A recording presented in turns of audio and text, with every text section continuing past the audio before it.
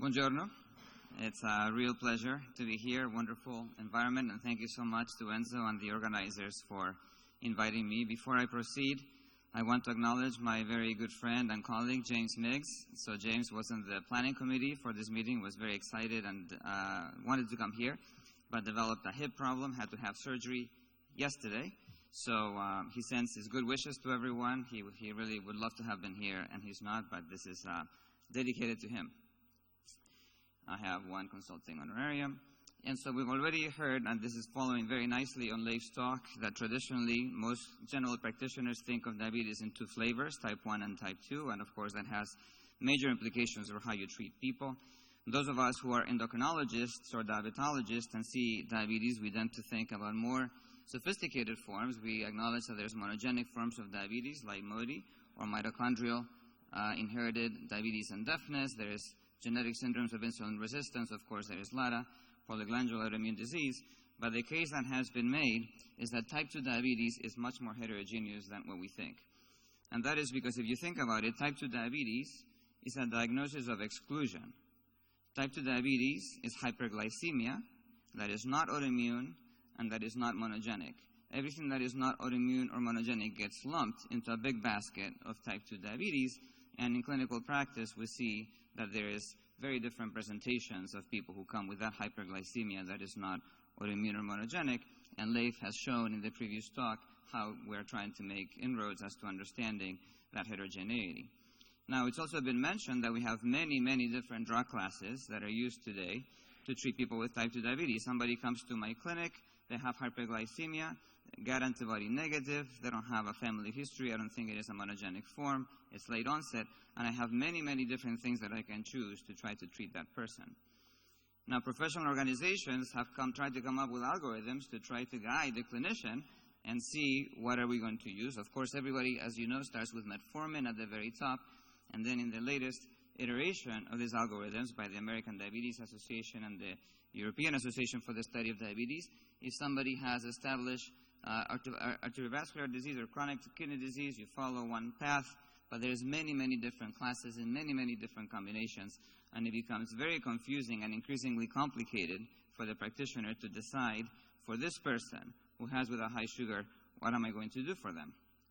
And the truth is that despite having 12 different drug classes and having had incredible progress in the pharmaceutical development for agents to treat patients, when you look over the number of years, what has happened to the hemoglobin A1C? Do we control people?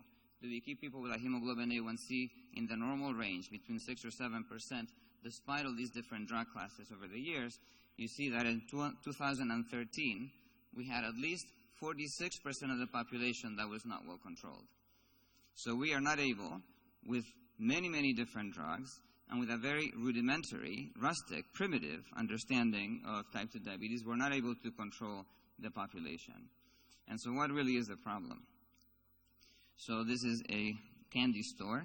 This candy store, I took this picture in the connector that connected our hotel to the convention center for the American Diabetes Association meeting. And right as we went every day to our meeting, we were able to pass by this store. And the problem is that we have a disease that is defined by the end result, and that is hyperglycemia. And when we define or diagnose that disease, we don't really pay attention to the molecular and genetic and environmental factors that lead to its development. It is diagnosed by the end result. It's sort of when somebody comes to me with cancer, and I diagnose the cancer by growth. There's a mass somewhere in the body, there's a tumor, and I define that diagnosis by growth. And I pay no attention to what tissue the cancer occurred, what are the molecular mechanisms at the cellular level that led to the uncontrolled growth, to metastases, etc. So defining a disease by the end result doesn't pay much attention to the etiology or the pathogenesis for the disease. And in real life, when you ask the question, what happens to people when we treat them, in the ADOPT study, for example, whether we use sulfonylurea or we use metformin or we use rosiglitazone, there is a number of people who fail treatment in the order of 10, 20 to 30% of people in practice eventually fail treatment. And the real epidemic today is with young people. And when you look in the Today study for young people, and again, whether they use metformin or rosiglitazone or lifestyle, in terms of keeping people with decent glycemic control, by 5 years, there's about a 50% failure rate for the medications that are used for young people. So again, this tells you that there's people who fail therapy, and the reason is because we really don't have a targeted approach to give people the medication they need based on the molecular basis of the disease they developed. So pharmacogenetics really is the hope or the promise to try to be able to use genetic information to make more intelligent, rational decisions as to who is given what drug. And so there is clinical utility that may come by using genetics to be able to predict who is going to get diabetes, what kind of disease course they will follow, will they respond to this therapy or that therapy, will they develop side effects. We can also use genetic information in the pharmaceutical development to be able to understand the heterogeneity of the disease, but maybe to discover new targets that might be applied by medications or new agents to try to treat the disease, novel pathways. And then finally, we might be able to use pharmacogenetics to look at the effect of medication on a person given that genetic background and understand more of the function of the gene. So using drugs as perturbations of the human system in vivo to then be able to understand more about how a particular gene confers risk. So there's many different uses for pharmacogenetics, and what I'd like to do over the next 20 minutes or so is to give you some examples as to how we might use pharmacogenetics for patient stratification or for target identification. So first is, does pharmacogenetics work? And the proof comes from the world of monogenic diabetes. The most tantalizing, clear example is in neonatal diabetes. So here's a beta cell. You all know the beta cell. And as you know, glucose comes in through the GLUT2 transporter, gets phosphorylated into glucose 6-phosphate, enters the Krebs cycle, makes ATP, and then ATP binds this complex, which is the sulfonylurea receptor potassium channel complex. Now, in the fasting state, in the absence of glucose, this channel is open, and that allows potassium to leave across the membrane.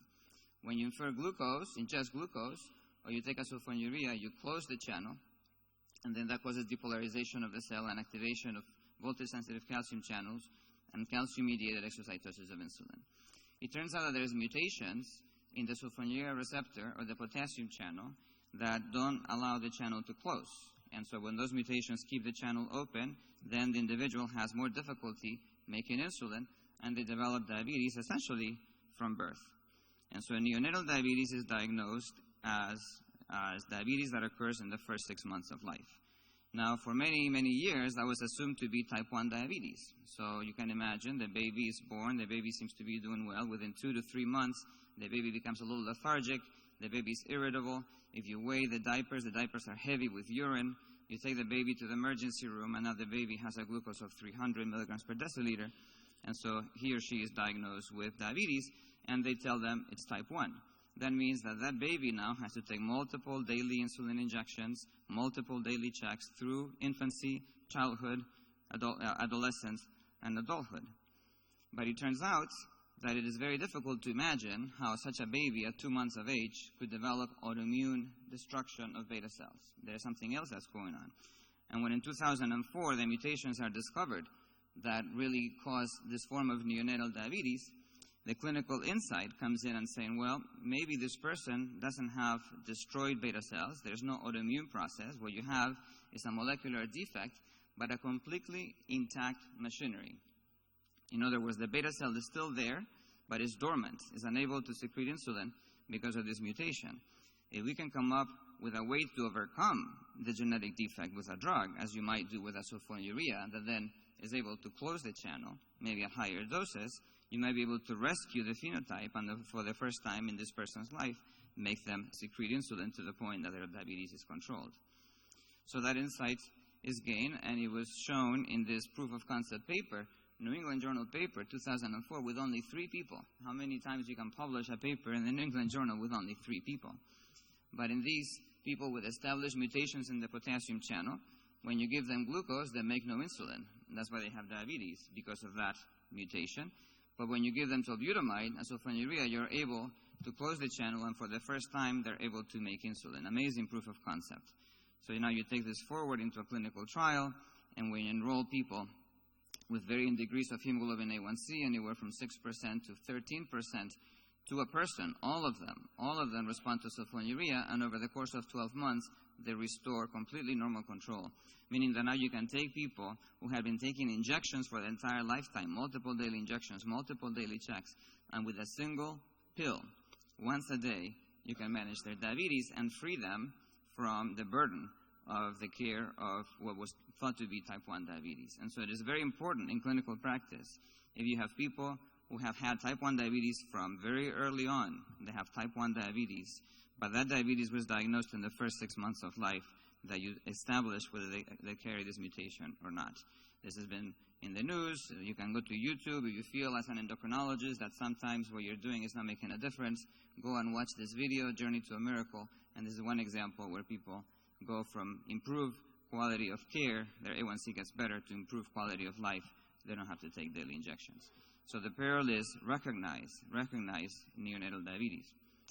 But even in other forms of monogenic diabetes, so MODY, maturity onset diabetes of the young, where you have mutations in glucokinase, the enzyme that phosphorylates glucose, or mutations in a number of transcription factors that lead to beta cell development, it is important to recognize those mutations because they also have implications for treatment based on the genetics. So for glucokinase MODY, it is simply because glucokinase serves as the glucostat, basically the sensor for glycemia, that then tells you at what level of glycemia you will make insulin. It's sort of like a thermostat, and in the temperature analogy, people who have mutations in glucokinase are otherwise perfectly normal. They're able to make insulin perfectly well. They simply make insulin at a higher glucose concentration because the mutation in glucokinase prevents glucokinase from being active at the usual concentration. So you need a higher glucose concentration. That means that instead of living at a glucose of 5 millimoles, you live at a glucose of 6 millimoles. It is not particularly difficult and then when you look at the A1C over time, comparing people with glucokinase mutations or controls, these are unaffected relatives that don't have the mutation, basically there is the established relationship of hemoglobin A1C with age. The older you are, the higher your A1C, but you see that the slope is the same between people who have the glucokinase mutation and people who don't. You simply live at a little bit of a higher A1C for the rest of your life. But that means that you don't really develop complications. You maybe have mild background diabetic retinopathy than controls, but no other significant differences. So if you're able to diagnose somebody with glucokinase MODY, that person does not need treatment, does not need therapy. Again, incredibly liberating. You can make the genetic diagnosis. This is maybe 1 to 2% of diabetes. And then unless they are pregnant, you don't need to pay any attention to their diabetes. And so, again, an important translational consequence of using pharmacogenetics.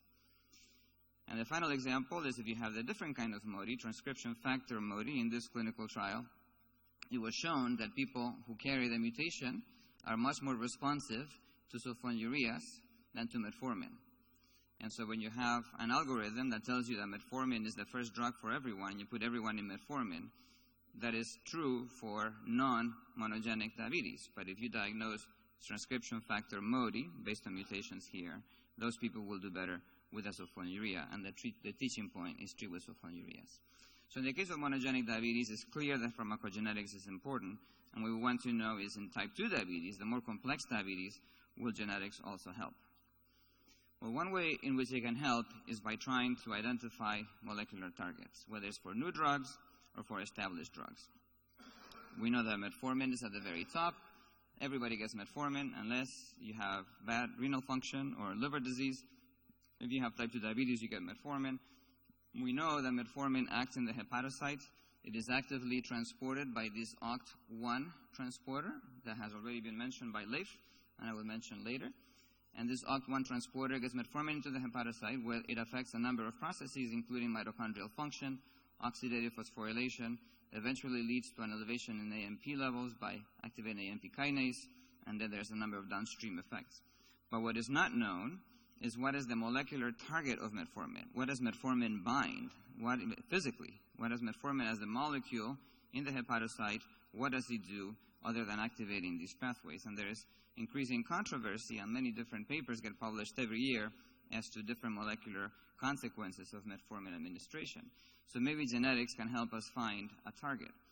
So the first genome-wide association for metformin was done in 2010 by Ewan Pearson and the Goddard's group. It included only 1,000 people for discovery, 2,000 people for replication.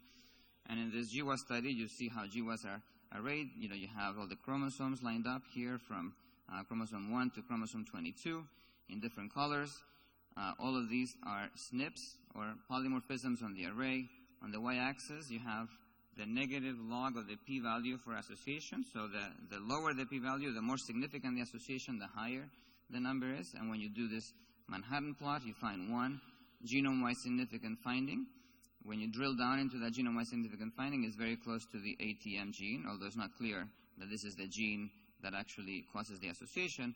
But there's a first initial association in a fairly small sample for a potential molecular target. Oops. Now, when you can do a GWAS, you can also use the entire genetic information contained in this Manhattan plot and ask the question, how much of the response to metformin is genetic? How much of the response to metformin is driven by genes versus other factors that are maybe not genetic, environmental?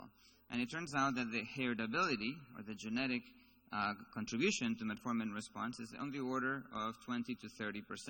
So there is some genetic contribution, but it's not the majority. But it really justifies the pharmacogenetic exploration because at least genetics play some role in metformin response.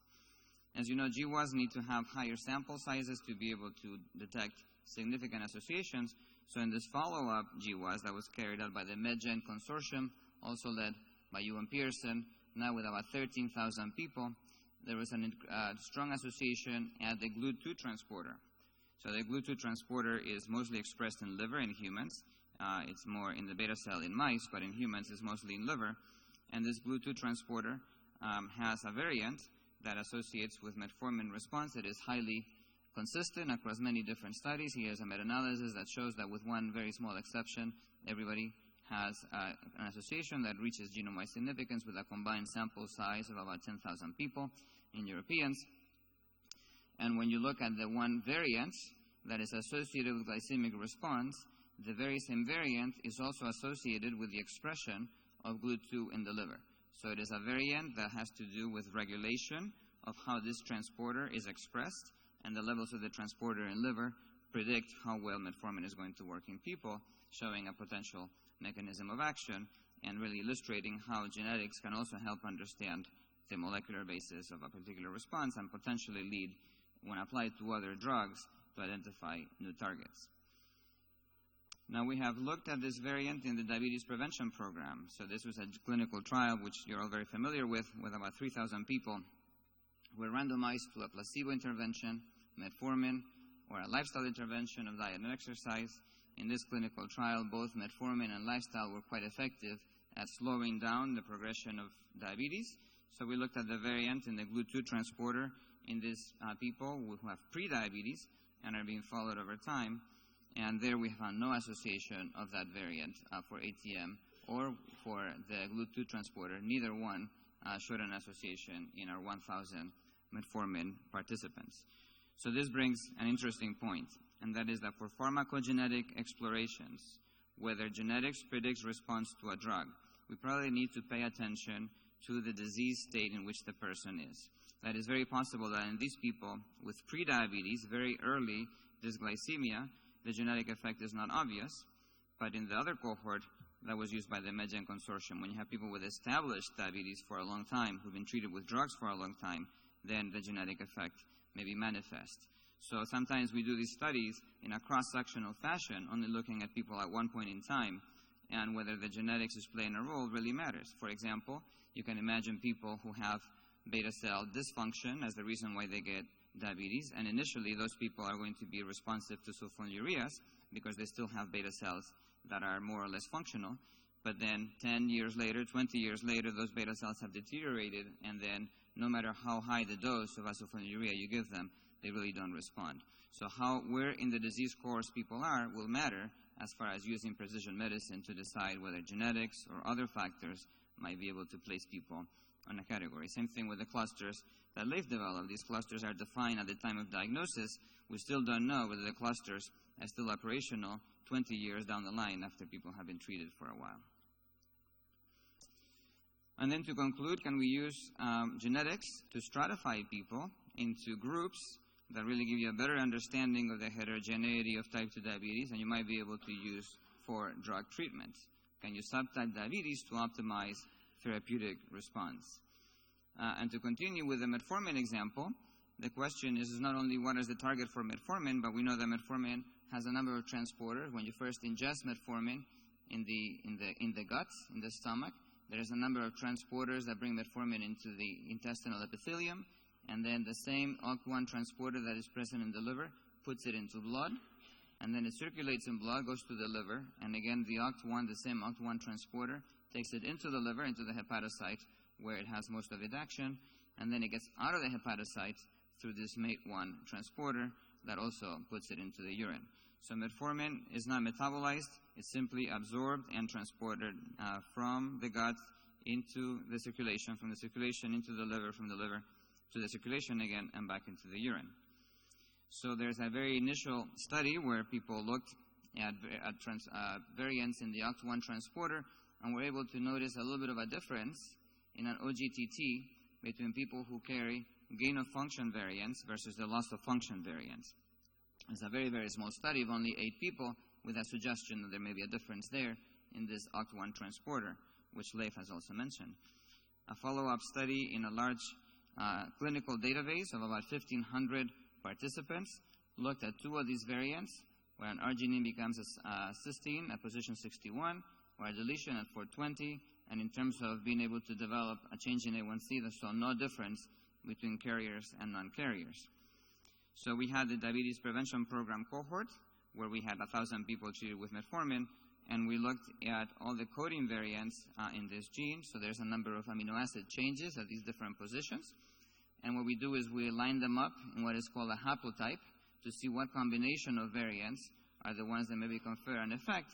And we notice that the presence of both an arginine at position 61 and a leucine at position 160, when they appear in combination, they both seem to have an effect on metformin response.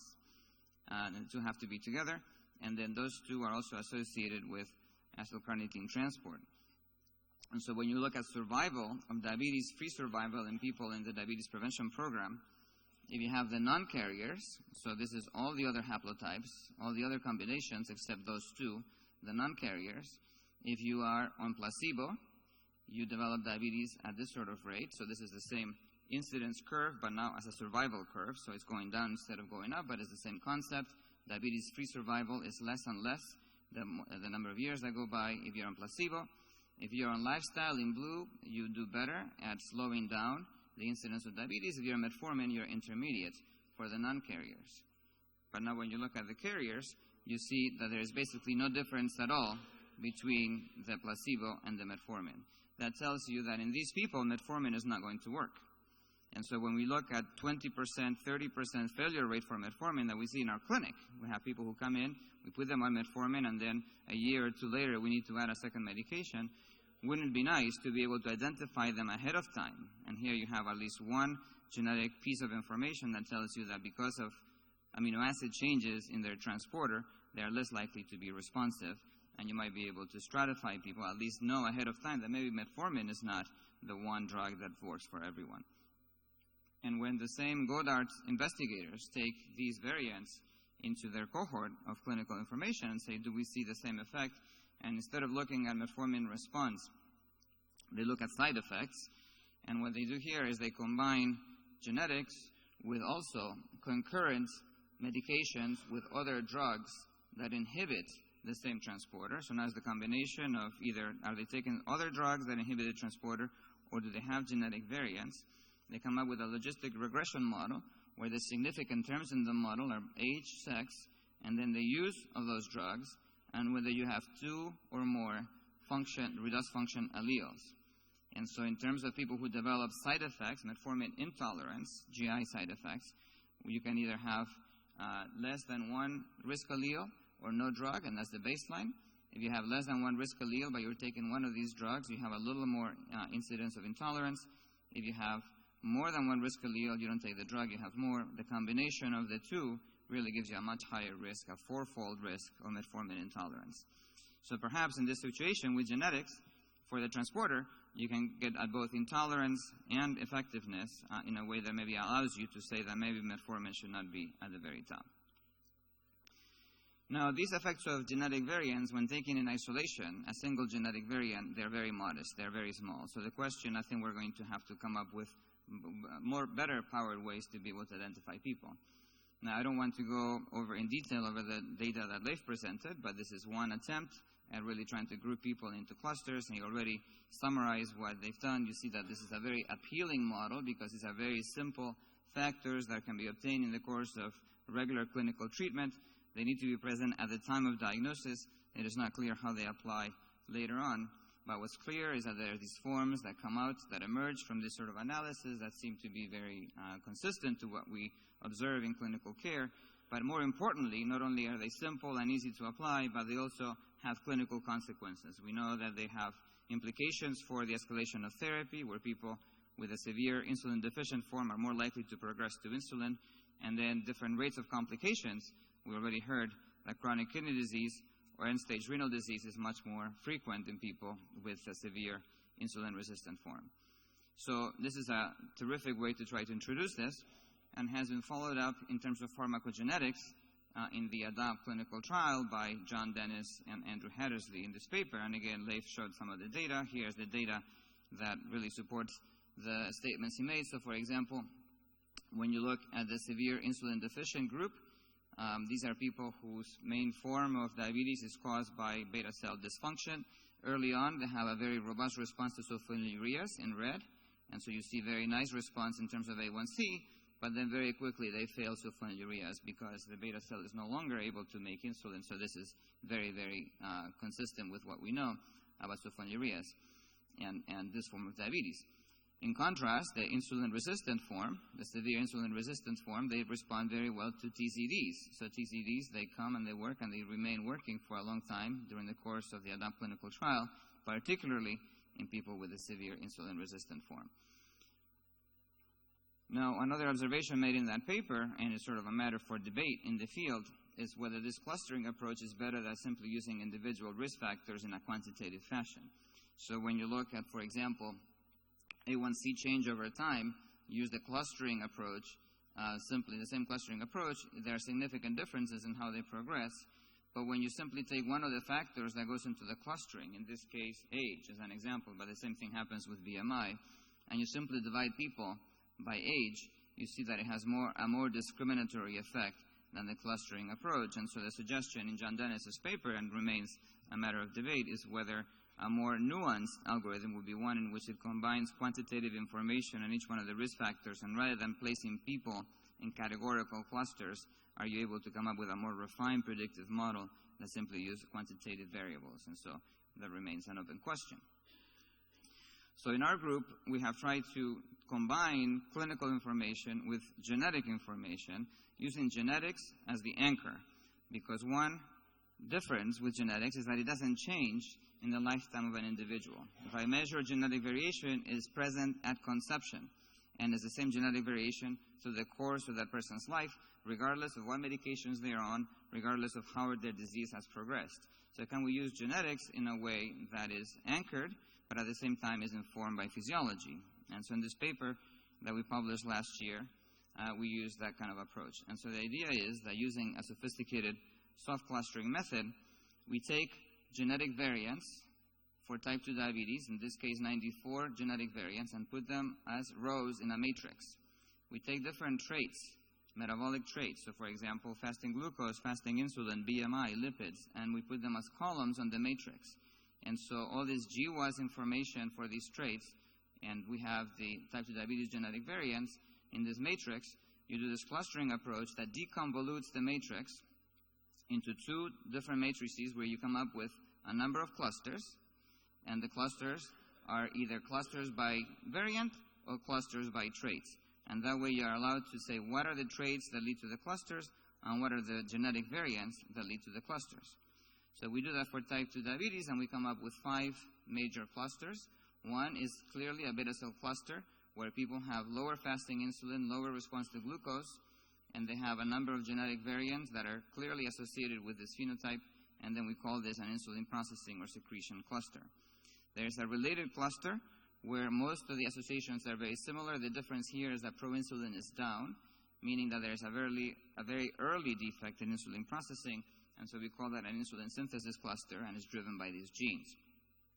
And then there are 3 insulin resistance clusters, one that is obesity-driven, with high BMI, percent body fat, and these are the obesity genes, so we call that an obesity-mediated insulin resistance. Then there is lipodystrophy, that it is very similar to obesity, except you have lower BMI. So these are people where the problem is not fat accumulation, but it's fat compartmentalization. It gets deposited in the wrong tissues. It's sort of like lipodystrophy, where you have fat in things like liver or pancreas, and then or muscle, and that leads to insulin resistance. These people are not obese, they simply have fat in the wrong places. So we call that a fat distribution-mediated insulin resistance. And then there's a 5th cluster where you have also insulin resistance, but really abnormalities in liver and lipid with accumulation of lipid in the liver, and we call that a liver lipid metabolism cluster. So what's different about these clusters, again, is that they are genetically anchored, and we can use genetics at any time in the person's life to be able to define them, but they also go along with pathways that are well known. And so with these genetically defined phenotypic clusters, we seem to have tissue-specific modes of action in ways I have not described. You can also put people in the clusters, 2 for insulin secretion, 2 for insulin resistance. And what's interesting is that at least greater than 30% of people with type 2 diabetes can be placed into an extreme of one cluster. So at the top 10% of the genetic risk, you can put them there, and so they have a predominant form of diabetes that is driven by that pathway. So even though most people are a combination, getting to Roy's point earlier, is it the individual or is it the disease that is heterogeneous? Most people are a combination of factors, genetic and environmental. There's at least a subgroup of about 30% that you can place in the extreme of a genetic cluster or genetic risk. And of those 30%, 3/4, 75%, will only have one pathway as the predominant form for diabetes. And so we feel that at least for that subgroup of people, we might be able to do precision medicine and precision therapeutics. And we're very happy that we have been able to secure the GRADE clinical trial, which is an ongoing clinical trial in the United States, where people have been randomized after being placed on metformin to one of 4 different options for therapy after metformin to type 2 diabetes, and we will be doing genetics in that group to try to understand whether the clusters or other genetic variants lead to differential response. So to conclude, the take-home messages is that pharmacogenetics in monogenic diabetes is the standard of care, and so for those of you who see people with diabetes, anywhere from 3 to 5% of people in your clinic may have monogenic diabetes, and it's important for you to be able to diagnose it because that will affect how you treat them. Whether this will apply to type 2 diabetes is not yet clear, but it is testable, and so in research studies we are now doing that, and it will probably require the combination of many variants to try to achieve sufficient power to see whether people change treatment based on their genetics. It is possible that how old people are or how advanced in their disease has an impact on whether the genetics makes a difference, and so we'll need to pay attention to the longitudinal follow-up of these patients. It doesn't make any sense to do genetic testing every time you see a patient. This will only become cost-effective and useful in a world when people come in with their genetics already done. And we are going there in the next 5 to 10 years, at least in the developed world. The GWAS arrays are so cheap and so effective that everybody will come in with genetic information, and the practitioner will need to know how does the genetics affect my treatment decisions, and that's the kind of tools that we try to develop for people. Whether genetic information improves clinical outcomes, we don't know, so it's possible that this may not really pan out, and we need to do the studies that show that this is actually clinically helpful and cost-effective. And with that, I just want to thank all the people in my various research groups, all the collaborators to the Times, many different consortia that I play with, all the funding sources, and then the people who allowed me to come to Italy and join you for just a few days. Thank you so much, and I'm happy to answer questions.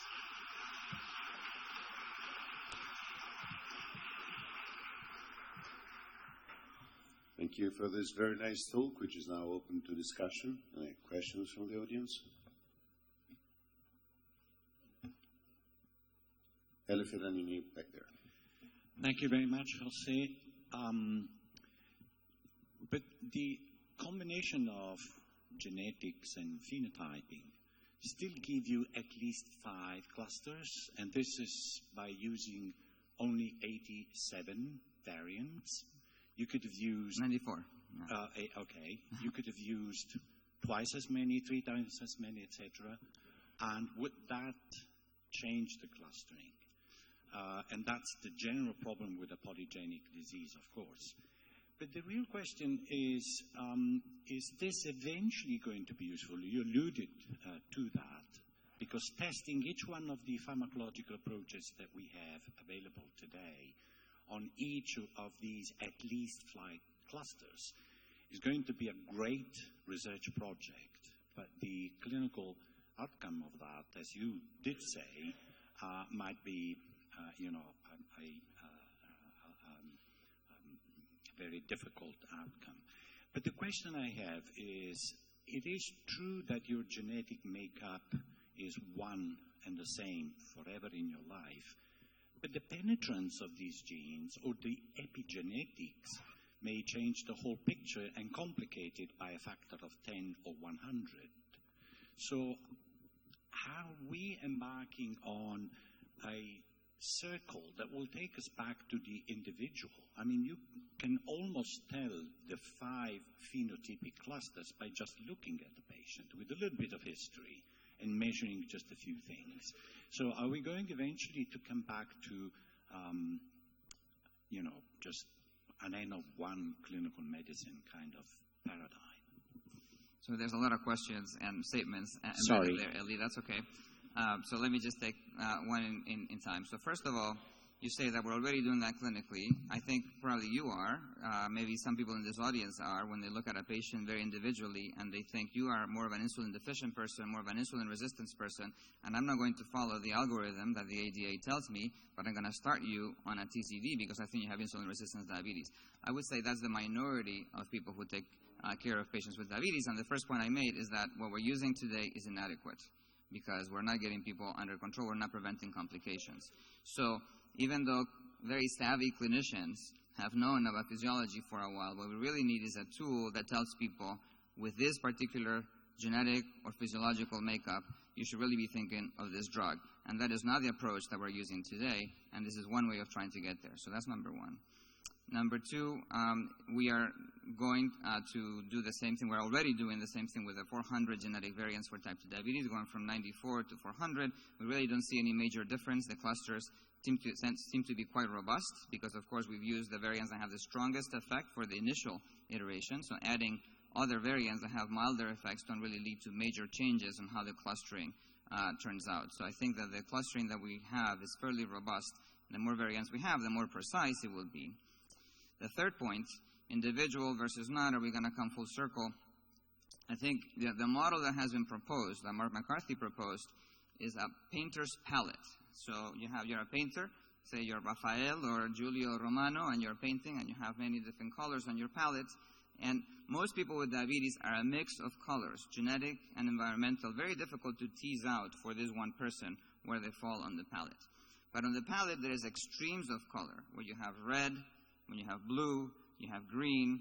And so in the extremes, those are the people whose form of diabetes is a predominant pathway that is affected. And we think that the genetics helps you to identify those people who are at the extreme. It will not be everyone, but in our assessment, it's about 30% of the people with type 2 diabetes fall on one extreme of a genetic cluster, the top 10%. And of those 30%, 3/4 only have one as the predominant form. So for those 3/4 of 30%, at 25% of the population, which is a lot of people out of 400 million with diabetes, you might be able to make decisions that are genetically driven. Now, there's other factors, epigenetic factors and so on, that affect people during the course of a lifetime. And what we'll need to do is figure out whether the clusters, the decisions you made at the time of diagnosis, continue to be present later on. So we do need to have the longitudinal studies that allow you to follow people over time and see whether people, say, change clusters or they acquire other factors that maybe make that decision. So that needs to be tested. In terms of how difficult it is to test all this, I don't think it's extremely difficult in an era of big data. So we have so many electronic medical records with so many variables that are measured over time on people who are treated, that if those large resources like the UK Biobank or other biobanks that are being developed gather genetic information, and that genetic information will be available in everyone, it is relatively straightforward to run the algorithm, place people on a genetic cluster, and then see what happened to them over time. And it may not make a difference. Maybe the algorithm we have today is the best we can do, the one that the ADA and the ASD have put together, and that having this genetic information doesn't make a difference for outcomes. We just need to ask the question. So I'm agnostic as to how we're going to end up. But we have the technology, we have the knowledge, and we're not doing well, so can we use this to try to do better? Let's do the study that allows us to see whether outcomes differ based on the genetic information, and if they do, we've made a difference. If they don't make a difference, then we need to try something else. Other questions? Huh? Stefano? Stefano Del Prato. Right here. Thank you very much. It was just great. So the suggestion or the expectation, if you want, is that a genetic signature may be able to guide us better in terms of identifying the treatment or the best drug for the given individual. However, we're also discussing a lot in terms of the heterogeneity of the condition and possibly the need for more than one drug at a time. So the question for you is, how do you see this? Not just, to, let's say, guide in selecting metformin versus TZD and so on, but actually on different combinations, given the fact that now we have a large array of potential therapeutic approaches. Yeah, that is an excellent question, and I think it's very much an open question. The simplest study would be single drug studies because that's cleaner, but it's very possible that in somebody, for example, you come up with, again, in this palette of a painter, you can fall in many different places, and maybe your diabetes is all red, insulin resistance, but maybe your diabetes is a combination of insulin resistance and insulin secretion. You are not red, you're not yellow, but you're orange, and so maybe for people who are orange, you need both, an insulin sensitizer and insulin secretagogue. So that would make sense, but that needs to be tested.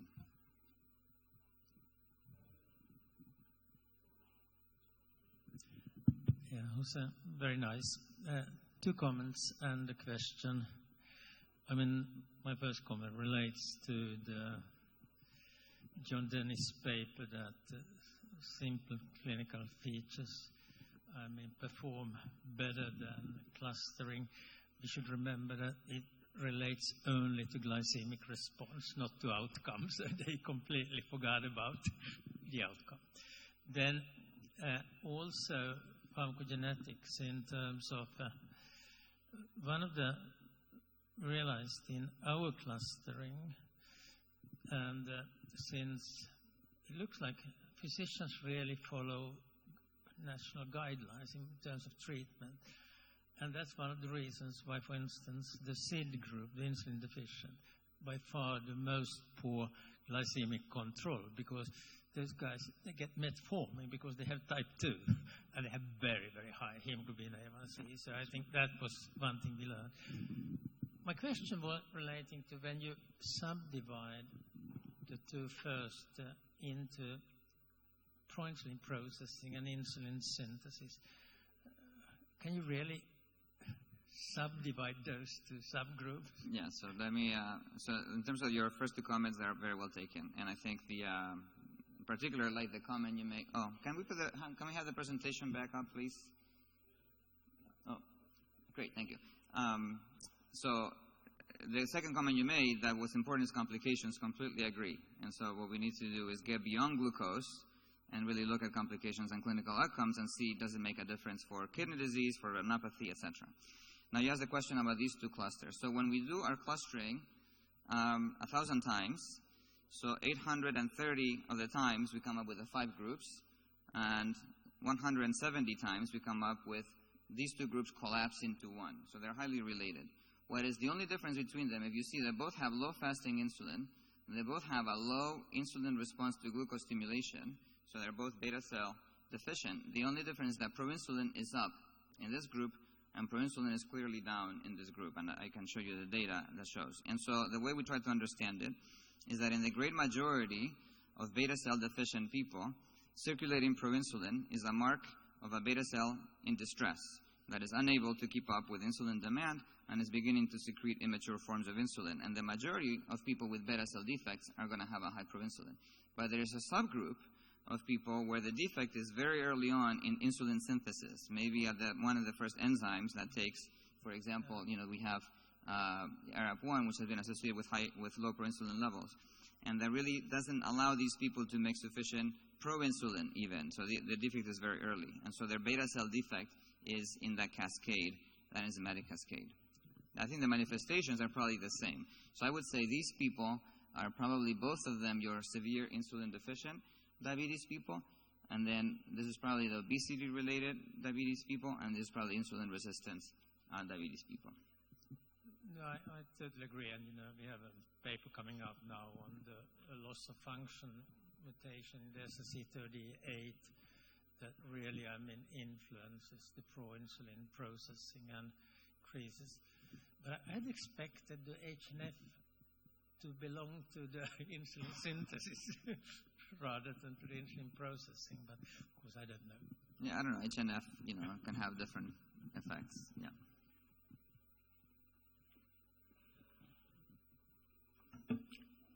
Okay. I will make one question. Or Enzo, did you want to make a question? Okay. Enzo Bonora. Thank you very much. Very nice talk.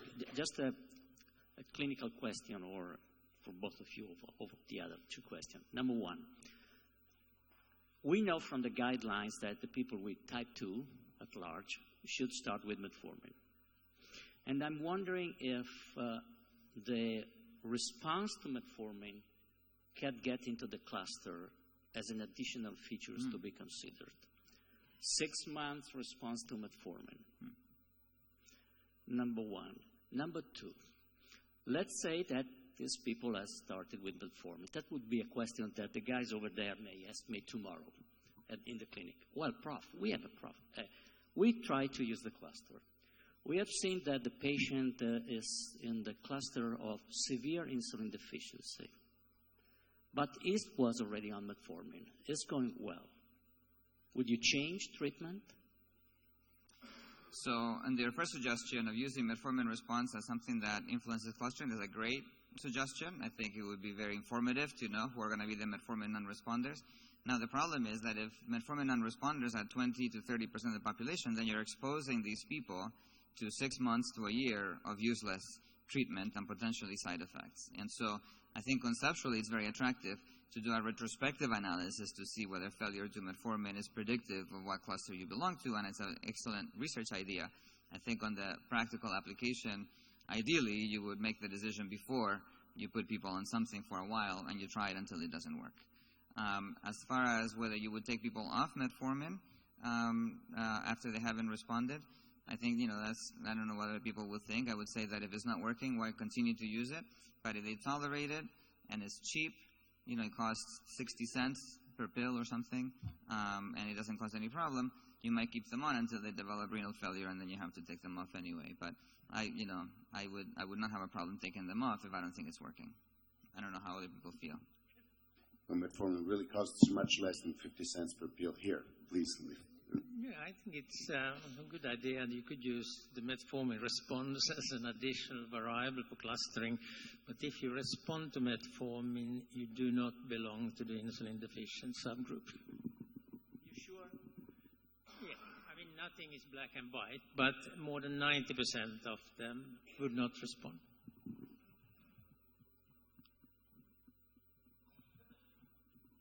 Jose, if I can have a second go at my...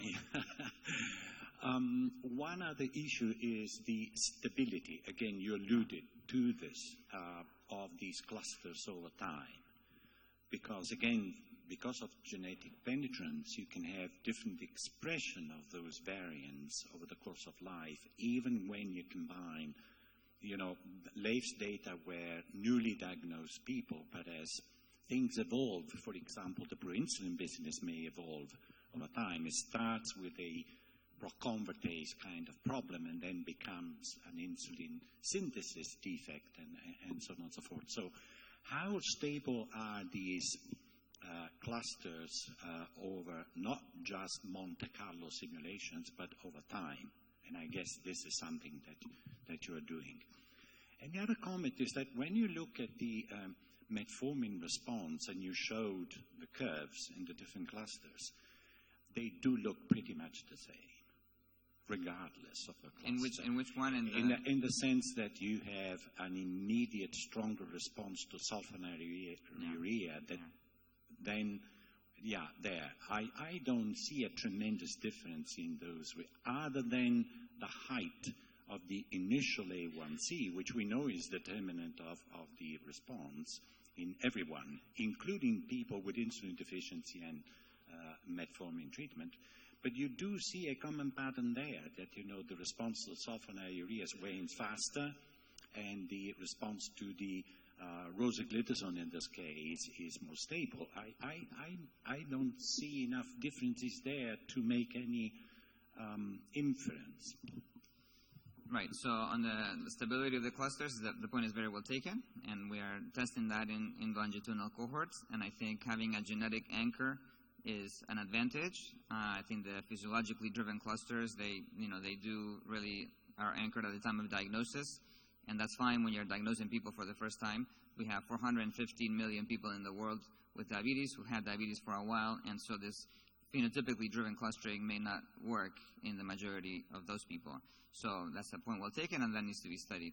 I agree with you. You look at the data and you see that even the people with a severe insulin deficient phenotype that have an initial response to metformin by A1C that is fairly good and is not particularly unstable. They seem to be doing okay. According to this data, Enzo's question, you might keep people on metformin even if they fail metformin because they've had some initial effect. And maybe what we're doing now is correct. Everybody goes on metformin.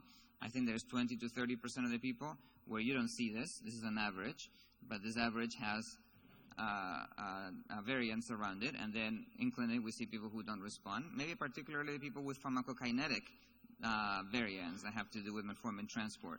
And those people are not going to respond at all. And so if we can save 10 to 20% of the people from not taking metformin, that's still many millions of people that you would start with something else. And so in general, metformin is great, safe, cheap, and effective, but maybe not for exactly 100% of the people with diabetes. Okay. There's a maybe one last question for the audience there in the middle. At the end, I think. A short question for you. Thank you for your nice presentation. I haven't understood properly. You talked about response to metformin, and you said 20 to 30% of non-responders. You mean in the general population or in diabetes population? In the ADOPT clinical trial. So let's see. In the ADOPT clinical trial where this has been examined, these are people with established diabetes, and you see how many people respond to metformin. It's at the very beginning of my talk. Sorry. You see that over 5 years in this slide. So here's metformin. People who fail metformin therapy, meaning inability to maintain glycemic control at below 8%, you have after 5 years is about 20%, and it continues to climb. I don't remember all the inclusion criteria. Newly diagnosed within 5 years, but I'm not exactly sure what they were on before. Yes, I guess just monotherapy for a certain they had to be not really drug naive, I think, but not on pharmacological therapy for a certain period of time before the start of the trial. And there was a maximum duration, I think, of 5 years in non-diabetes. And if you look in children or in adolescents and young adults, so these are people with type 2 diabetes, adolescents and young adults, in the TODAY trial, you have 50% failure rates over 5 years. One interesting point maybe, and this is just the last consideration, is that you showed as many nice data from trials, but the only trials that you were able to show here with pharmacogenomics were performed on out-of-patent drugs, because, in fact, there is no patented drug with trials for which the data are available for pharmacogenetics, which is, I think, a major limitation of pharmacogenetics right now, because it would be extremely interesting to know what happens, what could predict response to a GLP-1 receptor agonist, for example. So the Goddard's group has done GLP-1 receptor agonists. I've seen the data in conferences, but it hasn't been published yet. But they do have GLP-1 response, and they do have a very good, consistent pharmacogenetic finding for GLP-1.